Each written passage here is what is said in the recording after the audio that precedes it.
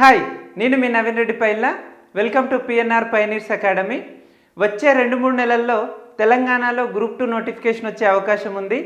అయితే సాధారణంగా గ్రూప్ 2 నోటిఫికేషన్లో ఏమేం పోస్టులు ఉంటాయి, వాటిలో గెజిటెడ్ పోస్టులు ఏంటి, నాన్ గెజిటెడ్ పోస్టులు ఏంటి, అసలు గ్రూప్ 2 పరీక్షా విధానం ఏ విధంగా ఉంటుంది, సిలబస్ ఏ విధంగా ఉంటుంది అనేది ఈరోజు చూద్దాం. అయితే మీలో చాలామందికి ఈ విషయాలు తెలిసి ఉండొచ్చు, కాకపోతే కొత్తగా ప్రిపేర్ అయ్యే అభ్యర్థులకు చాలామందికి ఈ విషయాలు యూస్ఫుల్గా ఉంటాయి. వీడియో చివరి వరకు చూడండి, యూస్ఫుల్గా ఉంటుంది. ఫస్ట్ గ్రూప్ 2లో ఏమేం పోస్టులు ఉంటాయి అనేది చూద్దాం. Municipal commissioner grade 3 municipal administration sub సర్వీసెస్లో భాగంగా ఉంటుంది. ఇది నాన్ గెస్టెడ్ పోస్ట్ అండి. Grade 3 municipal commissioner. Age 18 to 34 అంటే మినిమం ఏజ్ 18 years ఉండాలి. ఎవరైతే ఎగ్జామ్ రాయాలనుకుంటున్నారో ఈ పోస్ట్కి ఎలిజిబుల్ అవ్వాలి అంటే minimum age 18, maximum age 34. Educational qualification వచ్చేసి a bachelor degree from any recognised university in India. అంటే జనరల్గా గ్రూప్ 2లో ఉండే ఏ సర్వీస్కైనా జనరల్ డిగ్రీ సరిపోతుంది, కొన్నింటికి అడిషనల్ క్వాలిఫికేషన్ అవసరం పడుతుంది. అదేందో చూద్దాం. అయితే ఏజ్ విషయానికి వచ్చినప్పుడు లాస్ట్ టైం 10 years ఎగ్జామ్షన్ ఇచ్చారు అన్ని పోస్టులకి. అంటే 18 to minimum age 18, maximum age 44 అయింది ఓపెన్ కేటగిరీ. అయితే ఈసారి కూడా ఖచ్చితంగా 10 years ఎగ్జామ్షన్ ఉంటుంది, భయపడాల్సిన అవసరం లేదు. కాకపోతే సాధారణంగా అయితే 18 to 34. దీని 10 years ఎగ్జామ్షన్తో పాటు ఎస్సీ ఎస్టీ ఓబీసీలకి బీసీలకి మళ్ళీ వాళ్ళ రిజర్వేషన్ ఆధారంగా ఏజ్ ఎగ్జామ్షన్ ఉంటుంది. ఓకే, నెక్స్ట్ డెప్యూటీ తహసీల్దార్ రెవెన్యూ సబ్ సర్వీసెస్. ఇది గెజిటెడ్ పోస్ట్. డెప్యూటీ తహసీల్దార్ పోస్ట్ అనేది గెజిటెడ్ పోస్ట్. నెక్స్ట్ ప్రమోషన్లో తహసీల్దార్ ఉంటుంది. దీని ఏజ్ కూడా 18 to 34. Assistant commercial tax officer ACTO commercial tax sub సర్వీసెస్లో భాగంగా ఉంటుంది ఈ పోస్టు. ఇది non gazetted post. Age 18 to 34, maximum 18 to 34 ఉంటాయి అన్నింటికి. Next sub registrar grade 2 registration sub సర్వీసెస్లో భాగంగా ఉంటుంది. ఇది gazetted post. Sub registrar post అనేది గెజిటెడ్. Grade 2 sub registrar. దీని ఏజ్ మాత్రం మినిమం ఏజ్ 20 years అండి. ఇది ఒకటి గుర్తుపెట్టుకోండి. అంటే 20 years మినిమం ఉన్న వాళ్ళే ఎలిజిబుల్ సబ్ రిజిస్టార్కి. Maximum age same.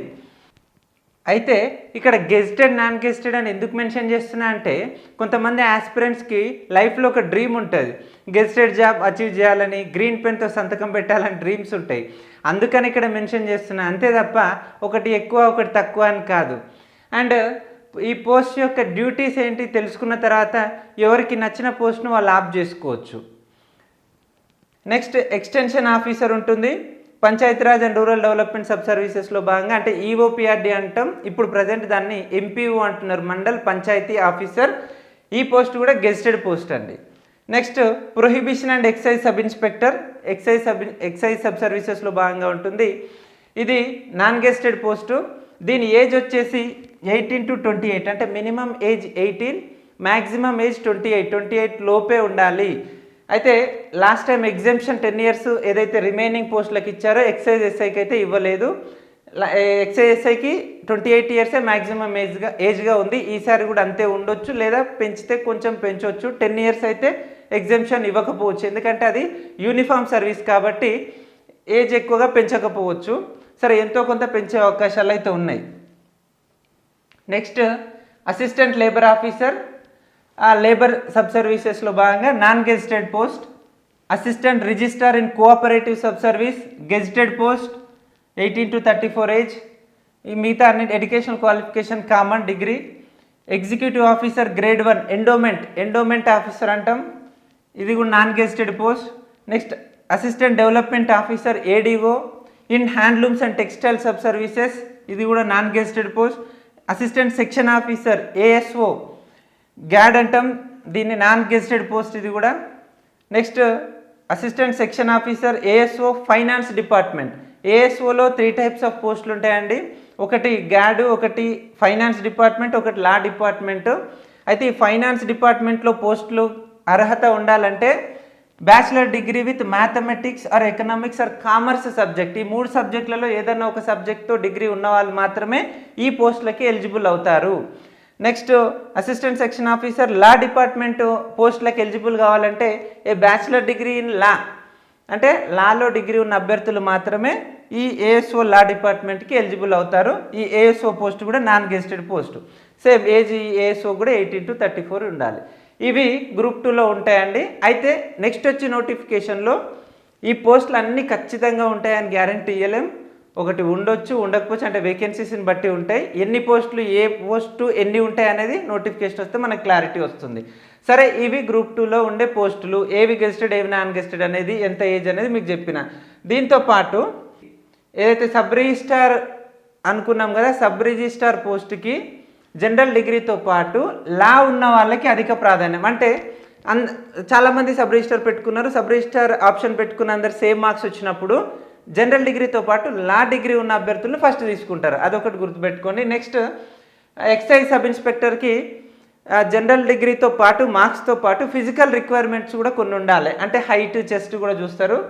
పురుషులలో హైట్ ఎంత ఉండాలంటే 165 సెంటీమీటర్స్ లేదా అంతకన్నా ఎక్కువ ఉండాలి, 165 సెంటీమీటర్స్. చెస్ట్ 81 సెంటీమీటర్స్ ఉండాలి. చెస్ట్ చుట్టుకొలత, ఛాతీ చుట్టుకొలత 81 సెంటీమీటర్స్ ఉండాలి. గాలి తీసుకున్నప్పుడు కనీసం 5 సెంటీమీటర్ల వ్యాకోచం చెందాలి.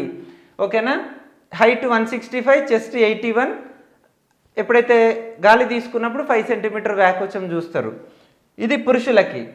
అయితే ఎస్టీ కేటగిరీ చెందిన అభ్యర్థులకు కొంచెం రిలాక్సేషన్స్ ఉన్నాయి. ఏముంది అంటే వాళ్ళ ఎత్తును 5 సెంటీమీటర్స్ వరకు తగ్గించవచ్చు. అంటే 160 సెంటీమీటర్స్ ఉన్నా సరిపోతుంది ఎస్టీ అభ్యర్థులకి. మహిళల హైట్ ఎంత ఉండాలి? ఎక్సైజ్ ఎస్ఐకి 152.5 సెంటీమీటర్స్ లేదా అంతకన్నా ఎక్కువ ఉండాలి, 152.5. బరువు ఎంత ఉండాలి? మహిళలకు బరువు చూస్తారు, పురుషులకు బరువు చూడరు. పురుషులకి చెస్ట్, రౌండ్ చెస్ట్ చూస్తారు. మహిళలకి మాత్రం బరువు 45.5 కేజీలు తప్పకుండా ఉండాలి. అంతకన్నా తక్కువ ఉంటే ఇనెలిజిబుల్ అవుతారు వాళ్ళు. ఓకేనా? నెక్స్ట్, మెడికల్ టెస్ట్ కూడా ఉంటుంది ఎక్సైజ్ ఎస్ఐస్కి. ఐసైట్ అనేది 6/6 ఉండాలి, 2 ఐస్ 6/6 ఉండాలి, దగ్గర చూపు 0/5, 0/5 ఉండాలి. కలర్ బ్లైండ్నెస్, స్క్వింట్, మార్బిడా ఎలాంటి సమస్యలు ఉండొద్దు.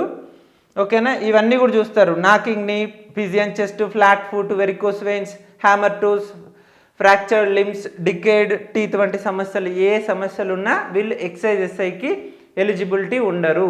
రిమైనింగ్ అన్ని పోస్టులకు ఎలిజిబుల్ అండి. ఓన్లీ ఎక్సైజ్ ఎస్ఐకి మాత్రం ఎలిజిబుల్ అవ్వాలి అంటే ఈ మెడికల్ టెస్ట్ కూడా పాస్ అవ్వాల్సి ఉంటుంది. అయితే ఇది ఎప్పుడు ఉంటుంది టెస్ట్? మొత్తం ఎగ్జామ్ అయిపోయిన తర్వాత, అంటే మీ రిటర్న్ ఎగ్జామ్ అయిపోయిన తర్వాత, ఇంటర్వ్యూ అయిపోయిన తర్వాత చివరిలోనే ఉంటుంది, ముందేం ఉండదు. ఓకేనా? నెక్స్ట్, ఏఎస్ఓ పోస్టుకు అర్హత సాధించాలంటే రిటర్న్ ఎగ్జామినేషన్తో పాటు, ఇంటర్వ్యూతో పాటు కంప్యూటర్ ప్రొఫిషియన్సీ టెస్ట్ను పాస్ అవ్వాల్సి ఉంటుంది. అంటే బేసిక్ నాలెడ్జ్ ఉండాలి కంప్యూటర్ పైన. సో ఈ ఎగ్జామ్ కూడా కండక్ట్ చేస్తారు. ఇది రిటర్న్ ఎగ్జామినేషన్ తర్వాత బిఫోర్ ఇంటర్వ్యూ లేదా ఆఫ్టర్ ఇంటర్వ్యూ అనేది పబ్లిక్ సర్వీస్ కమిషన్ విచక్షణ పైన పెడతారు. 50 మార్క్స్కి అలా ఉంటుంది. దీంట్లో కూడా అర్హత మినిమం క్వాలిఫై అవ్వాల్సి ఉంటుంది. ఆ ఎగ్జామ్ క్వాలిఫై అయిన వాళ్ళే ఏఎస్ఓకి అర్హత సాధిస్తారు. ఓకేనా? నెక్స్ట్, ఏజ్లో మనం ఆల్రెడీ మాట్లాడుకున్నాం. Minimum age 18, maximum age 34, 10 years relaxation ఇస్తే 44 అవుతుంది. దానిపైన ఎస్సీ, ఎస్టీ, బీసీ అభ్యర్థులకు 5 ఇయర్స్ రిలాక్సేషన్ ఉంటుంది.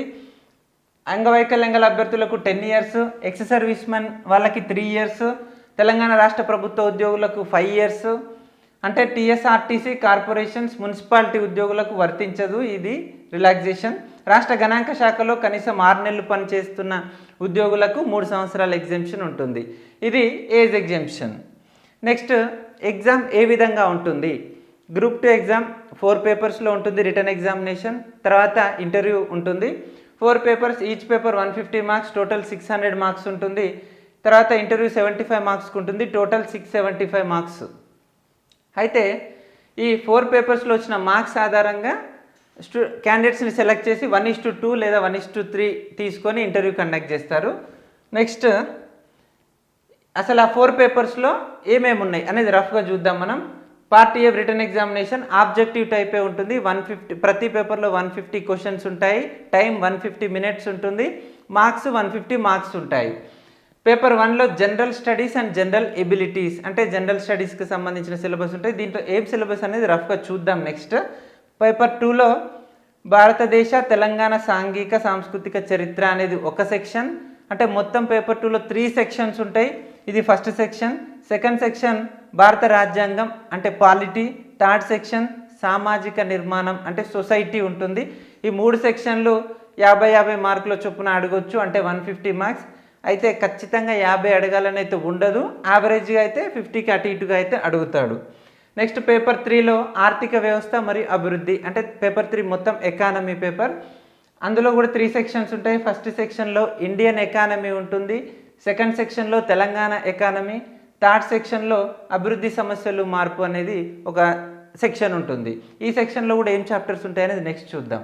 నెక్స్ట్ ఫోర్త్ పేపర్ కంప్లీట్గా తెలంగాణ ఉద్యమం రాష్ట్ర ఆవిర్భావం పైన ఉంటుంది. ఇందులో కూడా 3 సెక్షన్స్ ఉంటాయి. ఫస్ట్ సెక్షన్లో తెలంగాణ భావన 1948 నుంచి 1970, సెకండ్ సెక్షన్ సమీకరణ దశ 1971 నుంచి 1990, థర్డ్ సెక్షన్ తెలంగాణ రాష్ట్ర ఆవిర్భావం దిశగా 1991 నుంచి 2014. ఇది కూడా 3 సెక్షన్స్ ఇంటూ 50, 150 మార్క్స్. ఇంటర్వ్యూ ఫైనల్గా 75, టోటల్ 675. ఇక ఎన్ని మార్కులు వస్తే ఉద్యోగం వస్తుంది, లాస్ట్ ఇయర్ కట్ ఆఫ్స్ అనేది వేరే వీడియోలు చూద్దాం. అయితే ఇది స్కీము.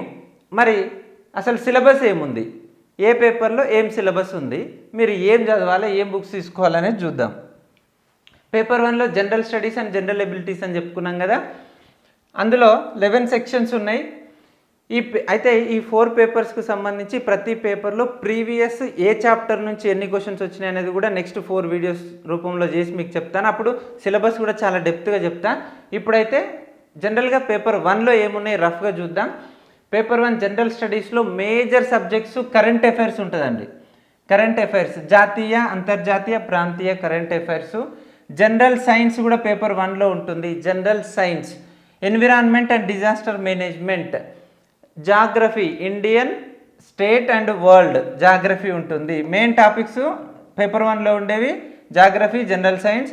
నెక్స్ట్ చరిత్ర మరియు సాంస్కృతిక వారసత్వం, భారతదేశ చరిత్ర అంటే కల్చర్. మళ్ళీ హిస్టరీ అనేది, సామాజిక చరిత్ర అనేది పేపర్ 2లో ఉంటుంది. ఇక్కడ కల్చర్ అంటే మెయిన్గా ఆర్ట్ అండ్ కల్చర్ అంటే కట్టడాలు, లేకపోతే మత పరిస్థితులు, ఆ కాలంలో ఉన్న మత పరిస్థితులు, రచయితలు, వారి రచనలు ఇలాంటివి అడుగుతాడు. నెక్స్ట్ ఇంకో section Telangana culture.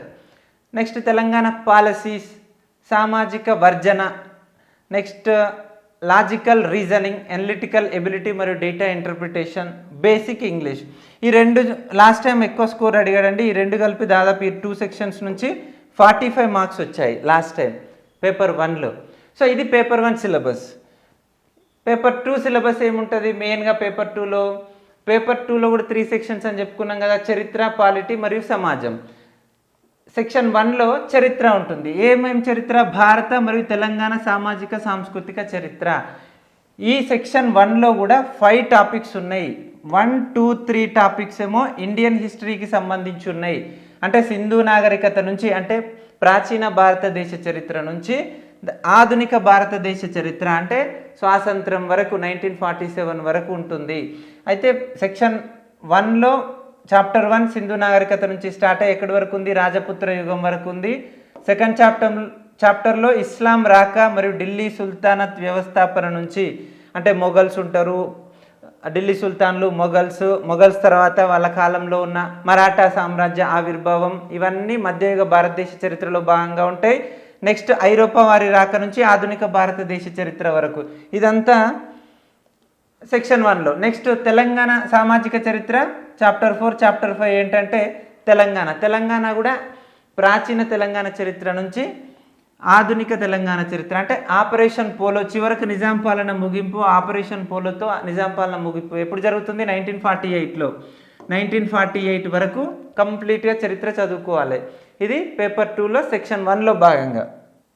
Next paper 2లో సెక్షన్ 2లో భారత రాజ్యాంగం మరియు రాజకీయాలు, పాలిటీ ఉంటుంది. పాలిటీలో భారత రాజ్యాంగ పరిణామ క్రమం నుంచి స్టార్ట్ అయ్యి ప్రాథమిక హక్కులు, ఆదేశిక సూత్రాలు, విధులు, పీఠిక అంటే ప్రవేశిక అని కూడా అంటాం, భారత సమాఖ్య ప్రత్యేక లక్షణాలు, కేంద్ర మరియు రాష్ట్ర ప్రభుత్వాలు అంటే అందులో గవర్నర్లు, ముఖ్యమంత్రులు, మంత్రిమండలి, రాష్ట్రపతి ఇవన్నీ వస్తాయి. నెక్స్ట్ 73, 74వ రాజ్యాంగ సవరణలు, ఎన్నికల వ్యవస్థ, భారతదేశంలో న్యాయ వ్యవస్థ అంటే సుప్రీంకోర్టు, హైకోర్టు, కింది స్థాయి కోర్టులన్నీ కూడా ఇందులో వస్తాయి. నెక్స్ట్ స్పెషల్ చాప్టర్ ఇది షెడ్యూల్డ్ కులాలు, షెడ్యూల్డ్ తెగలు, వెనుకబడిన తరగతులకు సంబంధించిన సంక్షేమం, వారికి సంబంధించిన ఆర్టికల్స్ గురించి చాప్టర్లో ఉంటుంది. ఇది కూడా very important topic in group 2. Next భారత రాజ్యాంగం నూతన సవాళ్ళు. సో ఇది పాలిటీ సిలబస్. నెక్స్ట్ సెక్షన్ 3లో సొసైటీ అనుకున్నాం కదా, సామాజిక అంశాలు మరియు ప్రభుత్వ విధానాలను ఉంటుంది. ఇందులో కూడా 5 టాపిక్స్ ఉంటాయి. ఫస్ట్ టాపిక్లో కొంచెం స్టాక్ ఉంటుంది, భారతీయ సామాజిక నిర్మితి, భారతీయ సమాజ ముఖ్య లక్షణాలు అని ఉంటుంది. అందులో కులం, కుటుంబం, వివాహం, బంధుత్వం అని ఉంటుంది. కాకపోతే లాస్ట్ టైం ఎక్కువ క్వశ్చన్స్ అందులో నుంచి రాలేదు. నెక్స్ట్ సామాజిక సమస్యలు సెకండ్ చాప్టర్. థర్డ్ చాప్టర్ సామాజిక ఉద్యమాలు. ఫోర్త్ చాప్టర్ తెలంగాణకు సంబంధించిన నిర్దిష్ట సమస్యలు, అంటే వెట్టి, జోగిని, దేవదాస వ్యవస్థ లాంటి తెలంగాణలో ఎక్కడెక్కడ ఏ రూపంలో ఉన్నవి, ఎవరెవరు సఫర్ అవుతున్నారు అనే విషయాలు ఉంటాయి. సాంఘిక విధానాలు మరియు సంక్షేమ కార్యక్రమాలు అనేది ఫిఫ్త్ చాప్టర్. ఇది సొసైటీలో ఉన్న సిలబస్. సో దీనికి సంబంధించిన బుక్స్ తీసుకొని చదవాల్సి ఉంటుంది. నెక్స్ట్ పేపర్ 3 అండి, ఆర్థిక వ్యవస్థ మరియు అభివృద్ధి, అంటే ఎకానమీ పేపర్. దీంట్లో 3 సెక్షన్లో ఫస్ట్ సెక్షన్ భారత ఆర్థిక వ్యవస్థ సమస్యలు మరియు సవాళ్ళు. 4 చాప్టర్స్ ఉంటాయి మెయిన్గా. ఫస్ట్ చాప్టర్ వృద్ధి మరియు అభివృద్ధి. సెకండ్ చాప్టర్ ఆర్థిక వృద్ధి అంచనాలు, జాతీయ ఆదాయం నిర్వచనం, జాతీయ ఆదాయం టాపిక్ ఇది. థర్డ్ టాపిక్ పేదరికం మరియు నిరుద్యోగం, పేదరికం మరియు నిరుద్యోగం. ఫోర్త్ చాప్టర్ భారత ఆర్థిక వ్యవస్థలో ప్రణాళిక విధానం, అంటే ప్రణాళికలు, 12 పంచవర్ష ప్రణాళికలు, తర్వాత వచ్చిన నీతి ఆయోగ్, ఇవన్నీ కూడా చదువుకోవాల్సి ఉంటుంది.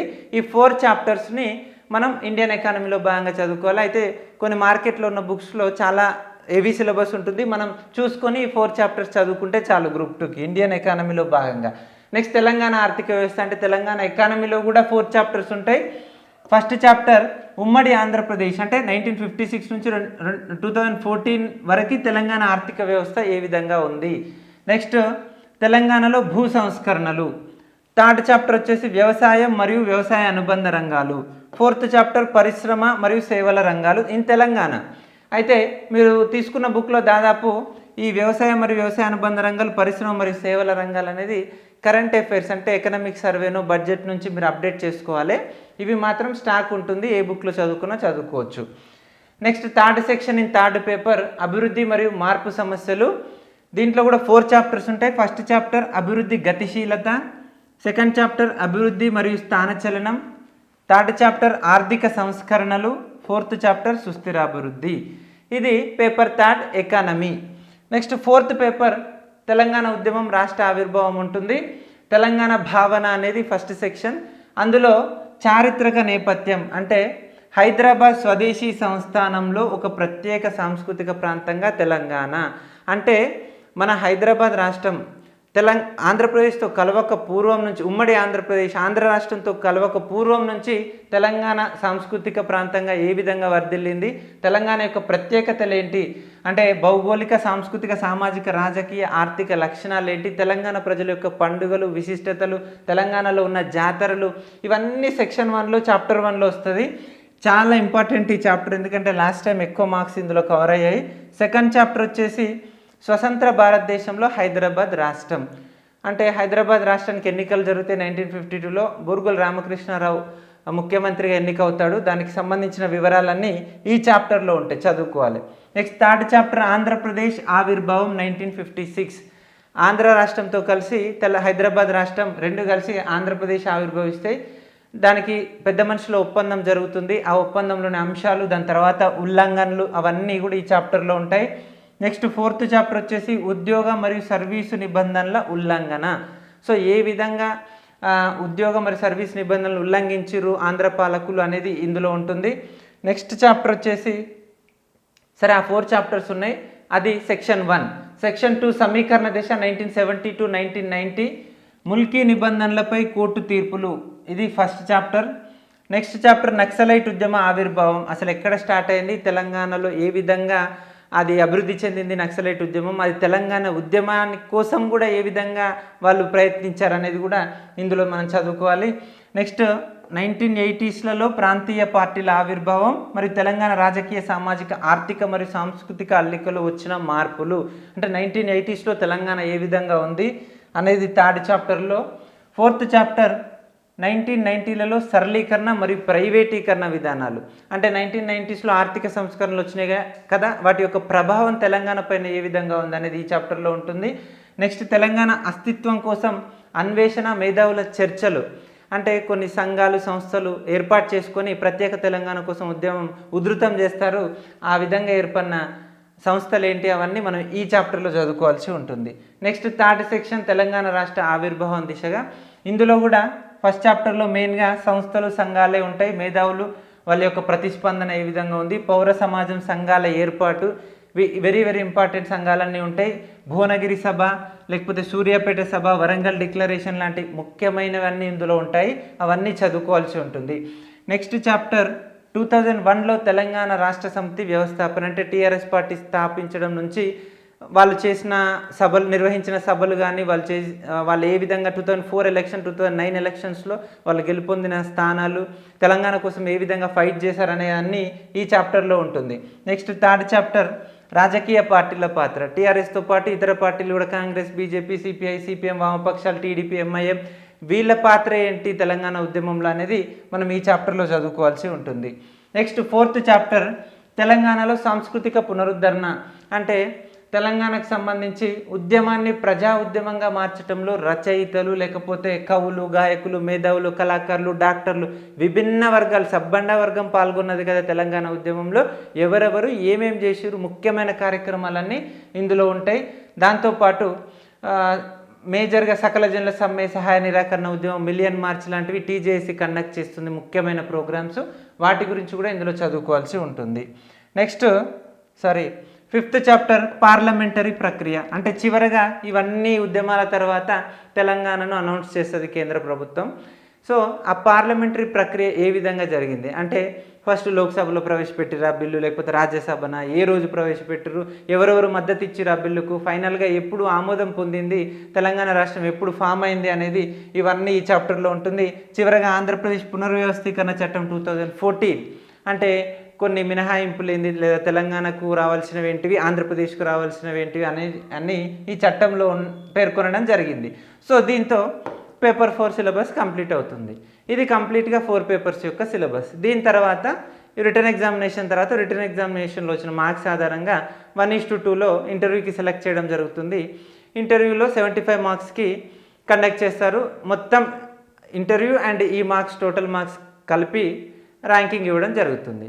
అయితే ఈ 4 పేపర్స్ యొక్క సిలబస్ ఆధారంగా ఉన్న బుక్స్ తీసుకొని చదివితే మంచి స్కోర్ సాధించవచ్చు. బుక్స్ లిస్ట్ కూడా నేను ప్రీవియస్ వీడియోలో ఎక్స్ప్లెయిన్ చేయడం జరిగింది, అదొకసారి చూడండి.